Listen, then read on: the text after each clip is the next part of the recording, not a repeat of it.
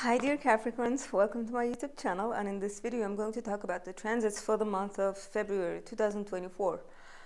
Dear Capricorns, congratulations on Pluto leaving your sign.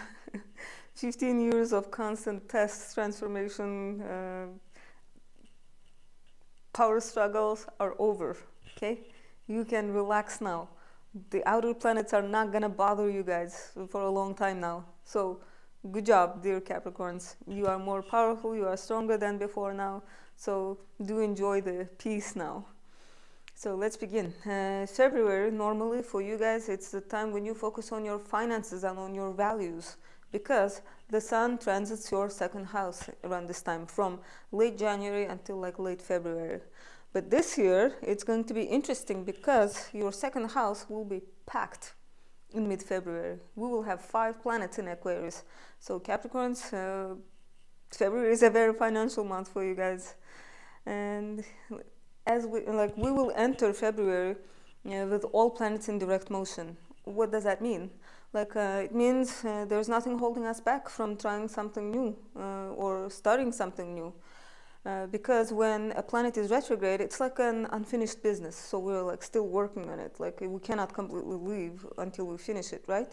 But now in February, like all of the planets are direct, and it's gonna stay so until like sometime in April. So yeah, nothing will be holding us back. Do go ahead and try new things, things you've never done before. It's like that kind of energy. Think of it in this way. Like let's say you finish all the responsibilities and chores at home, and now you're free to go out. It's like that kind of energy. What else? On February 2nd, the last quarter we have a last quarter moon in Scorpio. And now I'm going to contradict myself and say that the first 5 days of February is not a good time to start something new. Yeah, I hate how I contradict myself here. But anyway, so the first 5 days of February, try not to do too much. Like it's a time for resting, like recharging your batteries, wrapping things up that started with the previous new moon in January and getting ready for the upcoming new moon. Think of it like in this way. So the first 5 days of February are good for like filling out applications, filling out documents and mailing them so that they're delivered by the time of the new moon. Or let's say you need to go see somebody, right? Like I don't know, whatever sort of appointment it is, be it doctors or like advisor, whatever, any appointment. So you make it around this time, like the first 5 days of February, so that by the time of the new moon, you have an appointment and can go to that place. So it's like that kind of time. I'm not saying that it's definitely going to happen to you. I'm just giving an example, describing this, what this energy can be used for. And then on February 5th, we have Mercury entering Aquarius. And it's going to stay in Aquarius until February 23rd. So as you can see, barely 3 weeks. So Mercury is going to sprint through Aquarius. And that's good.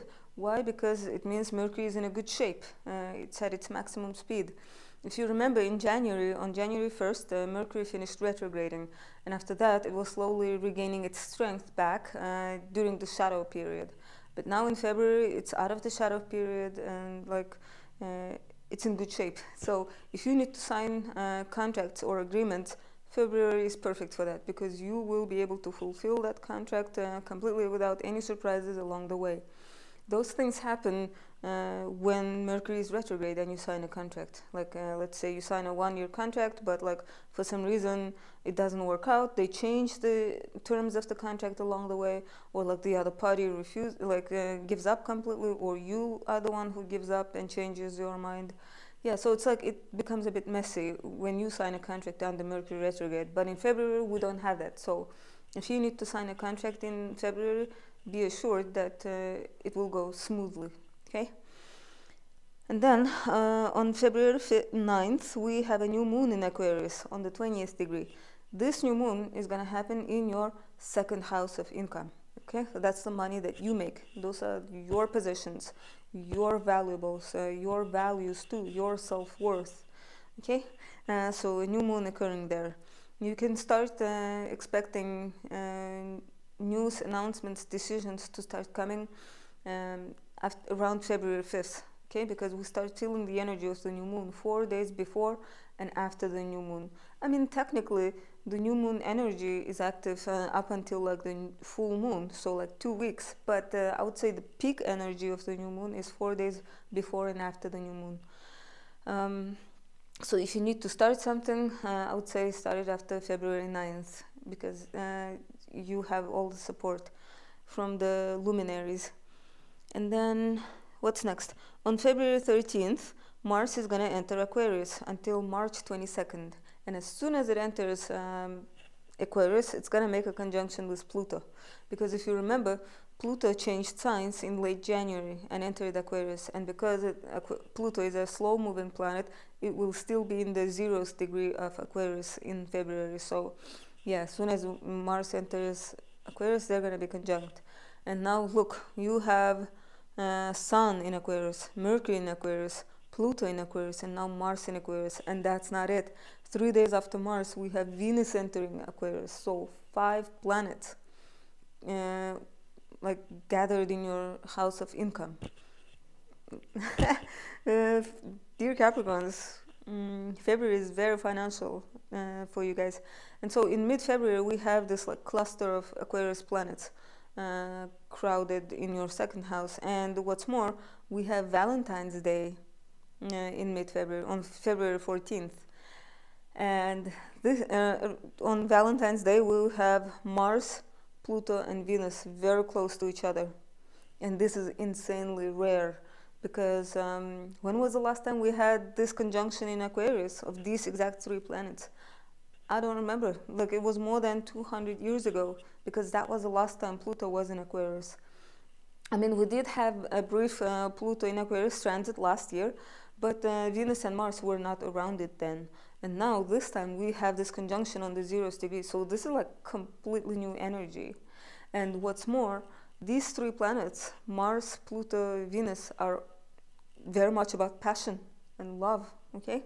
And so having this conjunction around the time of the Valentine's Day, I think it's a good sign. Very romantic. I mean, it should be interesting, to say the least, okay? Yeah, so we'll see. Let me know in the comments how was Valentine's Day for you guys. And then on February 18th, the Sun is going to enter Pisces. So remember, I said you'll have 5 planets in your house of income, but slowly it's going to start decreasing. The Sun is going to leave the party and enter your 3rd house of communication, siblings, transportation, communication, did I mention that? And like community, yeah. And it's going to join Saturn in there, because Saturn is in Pisces, so the Sun is going to be in there. And later, 5 days later, Mercury is going to enter Pisces. So you will have 3 planets in your 3rd house. And so Mercury is going to enter Pisces until March 9th. So from February 23rd, March 9th. Again, barely 3 weeks, because again, Mercury is still in good shape. So entire month of February is good for what was it, like signing contracts. And so when Mercury was in Aquarius, your conversations were about like values, income, like finances, okay, like financial topics. But now when Mercury enters the 3rd house, it's like it's the Mercury's house, so it's like in a mood to be a bit more chatty, talkative, yeah, curious. It should be like yeah, quick-witted kind of communication for you guys, dear Capricorns. And that's like for barely 3 weeks. And then, what was I going to mention? And finally, oh no, on February 23rd, when Mercury enters Pisces, on that same day, we have Mars-Venus conjunction. The cosmic lovers coming together. Yeah, so it will be only 2 of them. I mean, Pluto will still be kind of close, but this time it's only like Mars and Venus, the cosmic lovers coming together. So again, this is very romantic energy. And finally, on February 24th, we have a full moon in Virgo, on the 5th degree of Virgo. And dear Capricorns, that is your 9th house, okay? So the moon will be illuminating your 9th house. It's a house of long distance travel, higher education, our world view, okay, like how we interpret the world, how we see the world, and our philosophical beliefs, like spiritual beliefs, yeah, like our morals, ethics, that kind of stuff.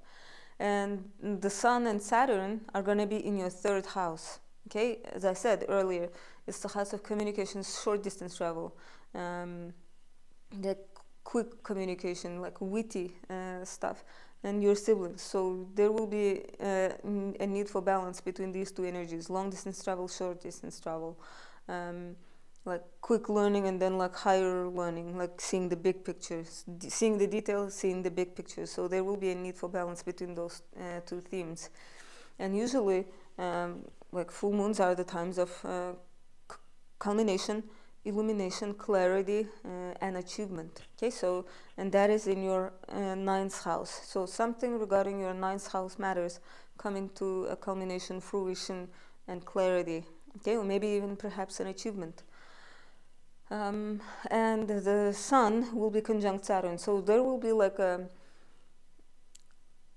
energy of seriousness, yeah, because Saturn is very serious. So it's not like the kind of full moon where you party. No, it will be like very serious, business-oriented, kind of like business-minded attitude in this full moon. And I think, you know, during full moons we are very emotional, like very sensitive, but the involvement of Saturn, I think, is gonna keep us level-headed, yeah, and sober, like with a firm grip on reality, even though it's in Pisces, you know, the most imaginative sign. So yeah, this is pretty much it, dear Capricorns, for February, the shortest month of the year, and there aren't any bad aspects. As far as I see it, we have mostly Mars and Venus action going on, so it's a very romantic month. And another thing I need to mention is we have an eclipse coming up in March, so that means February is like the time of relative stability still, like peace and tranquility. So do enjoy February consciously, because in March our life is going to get more hectic because we will be busy implementing changes brought by the eclipse. Okay, so enjoy February. And I hope you guys have a pleasant month. I hope you guys have a romantic month or financially good month. And I hope to see you guys in my March video. If you like this video, please don't forget to like and subscribe. Okay, thank you.